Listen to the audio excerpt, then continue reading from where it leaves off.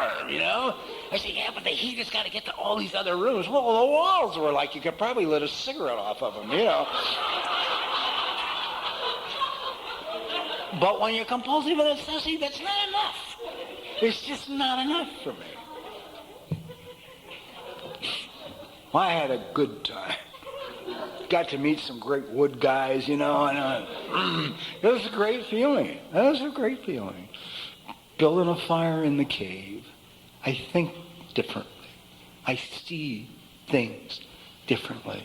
I remember when that would have been a chore, I would have been very unhappy with. I can remember at that time I would have been unhappy with it. I would have let that fire go out on a lot of occasions because it wasn't important to me. I was more important to me. I have a friend who put me on the floor one time. We were in a meeting and he said, you know, I may not be much, but I'm all I ever think about.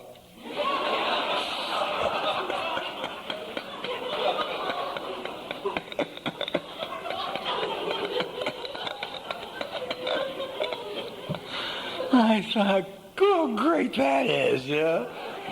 And that used to be all I was capable of thinking about. And I think about other people because I've done the work necessary to do to change the belief system. I don't believe what I used to believe. I used to accept people's opinion just because they were well-dressed. Sounded right to me. And they look, you know, emotionally healthier than I feel. So they must be right. The guy may just have been released from the local state mental institution. I don't know. And I'm about to make this statement, he said, as an absolute fact on which I'm going to maybe even change part of my life. I'm going to get into debates over this issue, holding his side that I know nothing about.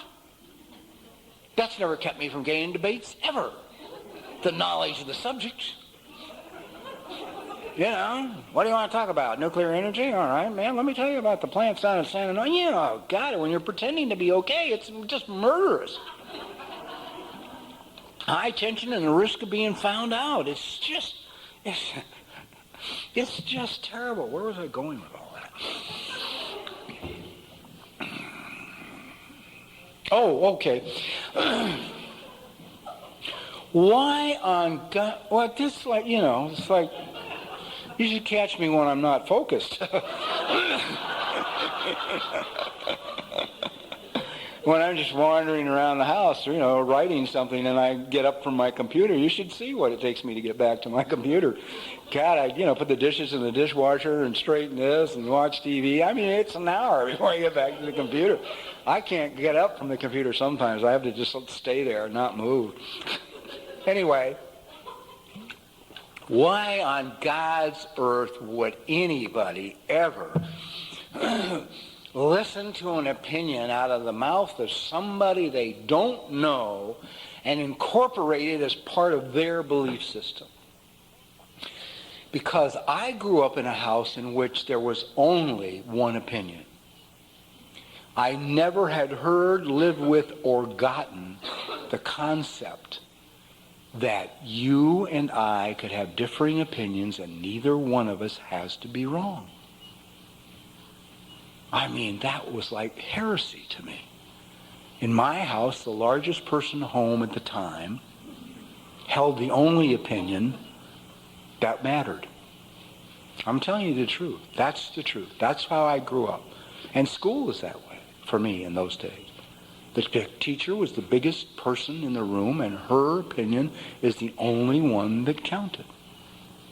You weren't encouraged in school in those days for free thinking.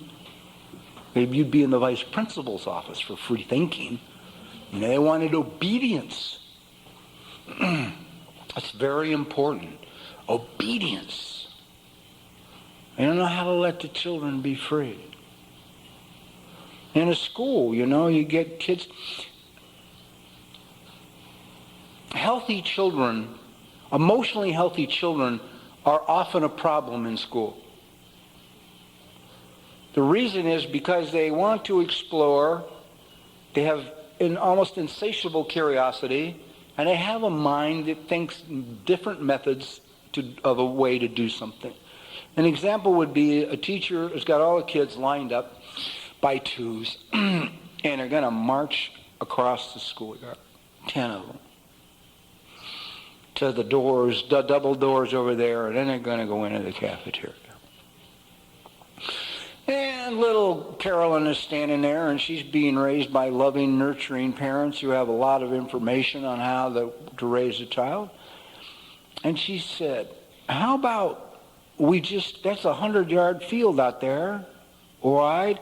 How about each one of us just takes our own 10 yards and kind of wanders and we meet at the doors over there. And the teacher will tell her, no, that's not okay. And she doesn't even know why it's not okay. She's been taught, you put them in a line. You march them in a line. You make them obedient. You see? That just doesn't work. Do you raise a kid who's healthy? You know. An example would be our daughter. In first grade, she was having some problems. This angel of ours. Biggest one was she wouldn't finish her work on time and she wouldn't finish her art on time. So we get a call from the teacher and we go in and we talk to the teacher and we say, okay, let's just not, worry about it. We'll watch it for a while. And a couple of days later, they had an art project in school where you take one of these styrofoam eggs and you get these little sequins and straight pins and you pin the sequins on the egg. All the kids in the class have got sequins pinned all over their eggs, and there's gaps, large gaps of styrofoam and stuff, or they made whatever design they wanted. Everybody's done, but our daughter, who has only the top of the egg done. So Tina's going into town that afternoon, and she gets an idea. My ex-wife's an artist and a writer. She's a very right brain, really right brain. She goes in a store, she gets all different colored sequins, she gets a box of straight pins, she gets a big box lid. Alexander's in the back seat of the car, she gives her the box lid, the sequins and the pins, and she just leaves her alone while she runs errands. On the way home, after a couple of hours of errands or whatever, Alexander says, here, Mom, and she hands her this Fabergé egg. It is completely covered with sequins. No styrofoam shows through anywhere. Some of the colors are in ribbons, matched, gold and then red and then whatever.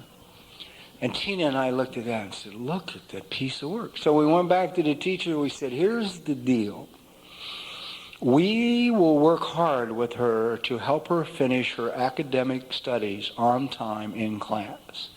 You will allow her to finish her art projects at her pace. And the teacher, being hip, said, that's cool. I'll go for that. I'll go for that. Tina was telling me my daughter just spent the summer with me, and Tina was telling me just before summer vacation started, 3 days before, they called her from the school she goes to. I said, your daughter was caught today French kissing a boy in the schoolyard. She's 7. No, she's 10. Tina said, well, thank God it was a boy. And the woman said, that's all? Tina says, yeah, that's it. No conversation needs to be had here. That was it. The woman was in shock. It's not a big deal. I don't care. I'm glad it was a boy. She said all she had to say in the first sentence. And you adore her for that stuff. She just doesn't care. Thank God it was a boy. See you. Not a big deal. Let's not get nuts over stuff that doesn't matter. Do you get nuts over stuff that doesn't matter? I do. I can be completely berserk over things I have no control over that's going to come out exactly like I know it's going to come out, and I'm still crazy. You ever fly Southwest? Do you ever want to get in that first 30? Get there 2 hours early with a lunch? Stand in line to get your boarding pass to get on? Get really hyper because I'm like number 111? And I got to work my way close to the door to see if I can't be the first of the 110s that are in the plane. I'm getting on a goddamn plane and I'm getting to see. Who cares? Who cares if it's in between two people? Who cares? The plane is not going without me. And I can get berserk. I mean, it's just really tense. In fact, I used to, like help move people in front of me, Put an elbow out, somebody trying to go by, Real social person, Guy would be getting on the plane with his ribs, like, Supermarket. Well, we'll take a minute of this and we'll give it up. Basically, many of us who are from dysfunctional systems are what's called task-oriented. Task-oriented is you feel like you have worth and value as a human being when you're doing something. You feel even more valuable when you put a time limit on the chore and you complete it within the frame of the time limit you have put on the chore. I wonder if any of you can yet hear the madness here, okay? An example is this. I go to look at my refrigerator at home, I open it up, there's no Diet Coke. I think, oh my God. So I close the refrigerator. Well, I'll go to the market and I'll get some Diet Coke. Now so far, this is emotionally healthy. This is mental health. I have identified the need and I have identified the solution to the need. I'm running good here. I'm all right so far. Need Diet Coke, going to market. We're cool. Then I look at my watch and I say, I got to be back by 3. I've got nothing to do for the next 6 hours, right? But I need to be back from the store at 3 to have any value as a human being. Now I have set myself up to speed going to the market, which could cost me who knows how much money, park illegally in the parking lot at the supermarket, go get my Diet Coke, find myself in the 10 items or less line behind Gertie with 17 items in her checkbook out. I want to kill her because she's going to keep me from getting home at, 3. I mean, actually, if I time it right, I can get out before her because she's going to move slow and run her down with my car. This is after I've already said a couple of unkind things about, do you need glasses to read the sign? Also, I can have value as a human being. Task orientation. If I'm busy, I have value. I don't know how to just go lay on the grass in the park and do nothing but look at the clouds for 15 minutes. I used to get so nervous I would want to jump out of my skin. Because laying there on the grass in the park looking at the clouds, I have no value to my way of thinking. And that's tragic. That's really tragic.